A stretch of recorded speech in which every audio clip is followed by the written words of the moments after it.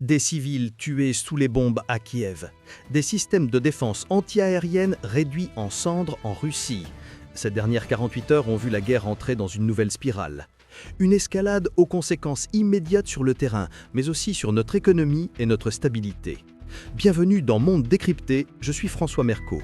Aujourd'hui, on démêle le vrai du bruit de fond pour comprendre cette phase critique. Tout a redémarré violemment le 29 novembre. Comme souvent, c'est la capitale ukrainienne, Kiev, qui a servi de point de fixation. Cette nuit-là, la Russie a lancé un assaut massif combinant drones et missiles de croisière. L'objectif officiel, détruire des infrastructures énergétiques et militaires. Le résultat tangible, lui, est bien plus sombre. Selon les services de secours ukrainiens, ces frappes ont fait au moins 3 morts civiles et une dizaine de blessés. Mais le chiffre le plus parlant, c'est peut-être celui des pannes de courant. Des centaines de milliers de foyers, peut-être plus, ont été plongés dans le noir et le froid en plein hiver.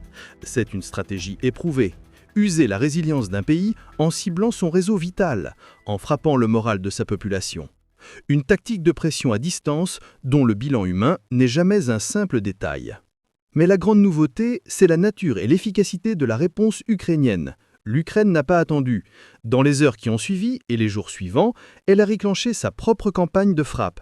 Pas sur des villes, non, sur des cibles militaires de très haute valeur, des systèmes de défense antiaérienne russes. Des images satellites et des sources ouvertes confirment la destruction de plusieurs unités de systèmes sophistiqués, des Buk M1, Buk M2 et des Tor M2, des pièces maîtresses pour protéger le ciel russe contre les avions et les missiles. L'estimation des dégâts tourne autour de 60 millions de dollars. Pourquoi viser ces boucliers? La logique est implacable. En affaiblissant ses défenses aujourd'hui, l'Ukraine prépare le terrain pour demain. Elle ouvre des brèches dans le ciel adverse, facilitant de futures frappes aériennes ou de missiles plus puissants. C'est une opération d'usure stratégique, un coup de pique qui fissure la cuirasse avant de porter l'estocade. Décryptons cette perte pour la Russie. Le Buk et le Tor ne sont pas des simples canons. Ce sont des systèmes intégrés, mobiles, très modernes, qui forment un réseau. Perdre plusieurs unités d'un coup, c'est comme arracher plusieurs maillons d'une chaîne.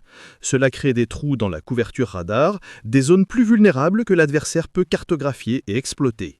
Cela révèle surtout une capacité ukrainienne en nette progression. Le renseignement précis pour localiser ses cibles mobiles, la planification pour les frapper loin derrière les lignes et la technologie de drone capable de mener à bien ses missions. C'est un signal fort. La guerre n'est plus figée sur une ligne de front, elle se joue désormais en profondeur des deux côtés.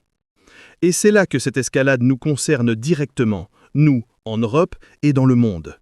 Chaque explosion en Ukraine ou en Russie fait trembler les marchés de l'énergie.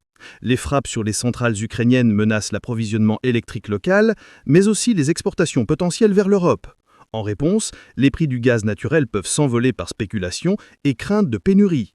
De l'autre côté, frapper le territoire russe réveille la peur de contre-mesures qui viseraient les exportations d'hydrocarbures russes. Nous sommes dans un équilibre précaire, où l'hiver, la géopolitique et nos factures d'énergie sont étroitement liées. La stabilité économique est devenue un enjeu collatéral de ce conflit. En résumé, nous sortons d'une semaine charnière, une escalade en miroir. Frappe contre les civils d'un côté, frappe contre la technologie militaire de l'autre. Le coût humain reste la mesure la plus tragique de cette guerre. Mais la capacité de l'Ukraine à porter des coups stratégiques en profondeur redessine peu à peu l'équilibre des forces. Si ce décryptage vous a aidé à y voir plus clair, likez cette vidéo.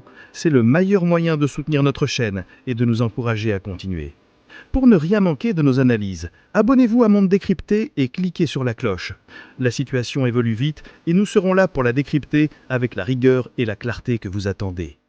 Et dans les commentaires, dites-moi selon vous, cette stratégie de frappe sur les défenses aériennes est-elle un tournant durable ou une simple péripétie dans une guerre d'usure? Le débat est ouvert.